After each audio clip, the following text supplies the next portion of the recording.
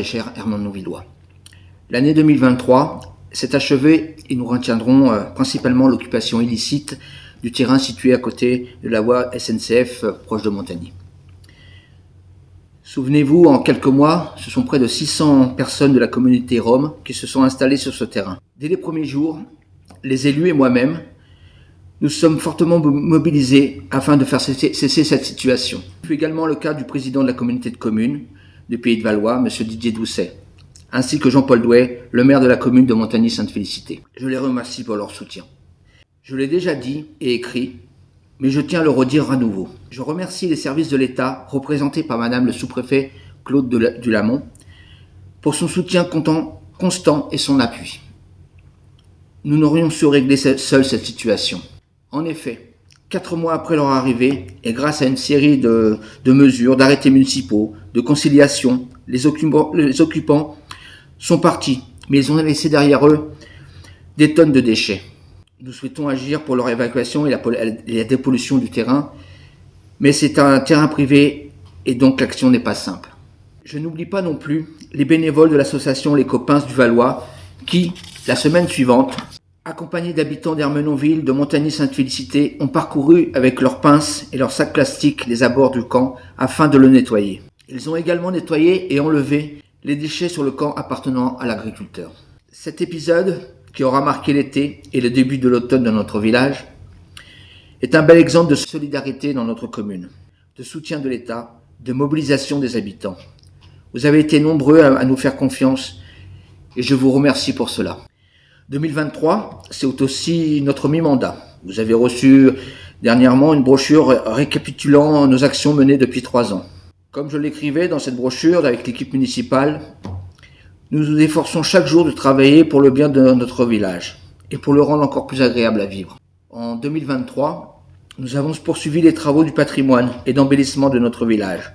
Je pense en particulier au dernier enfouissement des réseaux électriques du village qui ont été réalisés, mais également à la plantation dans le village de plus de 50 rosiers qui peu à peu vont fleurir le long de nos trottoirs. Je pourrais aussi citer la rénovation de la maison Joseph II, où nous avons pu exposer une magnifique collection de photos de notre village avant et d'aujourd'hui, grâce à Jean-Charles et Anna Morin, que je remercie vivement. Notre village n'a pas manqué d'animation. Organisation de sorties VTT, pédestres ou encore à Courbanche, soirée Halloween, mais aussi fêtes patronales, feux d'artifice, soirée champêtre, fête du Beaujolais, mais aussi soirée hypnose, sont venus ponctuer les différents mois de l'année. Un village comme le nôtre ne saurait vivre grâce aux associations qui le composent. J'aimerais citer ici l'association de tir, la compagnie d'Arc de Grand Saint-Martin, l'association des pêcheurs, la fête à l'école, la fête au village et également la DSE.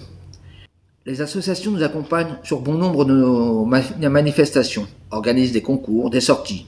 Certaines nous conseillent, comme la DSE, qui nous fait part de son expertise pour le fleurissement du village. J'aimerais insister maintenant sur l'aspect financier de notre village. Notre budget de fonctionnement est environ 1,2 million d'euros. Dans un souci de bonne gestion des deniers publics, j'ai pris plusieurs décisions, comme celle de ne plus faire de cérémonie des vœux au profit de cette version numérique. La mise en concurrence de différents fournisseurs nous a permis aussi de réduire les coûts et j'en suis satisfait. Je tiens à rappeler que la part communale de la taxe foncière reste de 10 points inférieure à la moyenne de l'Oise et de la France.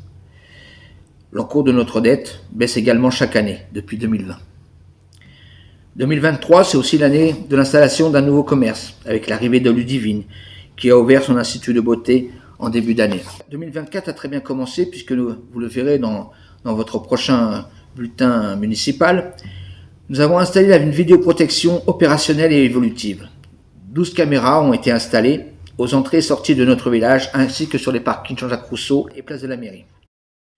Nous allons continuer à travailler sur la sécurité routière en proposant des solutions concrètes et opérationnelles en concertation avec les habitants réunis en groupe de travail.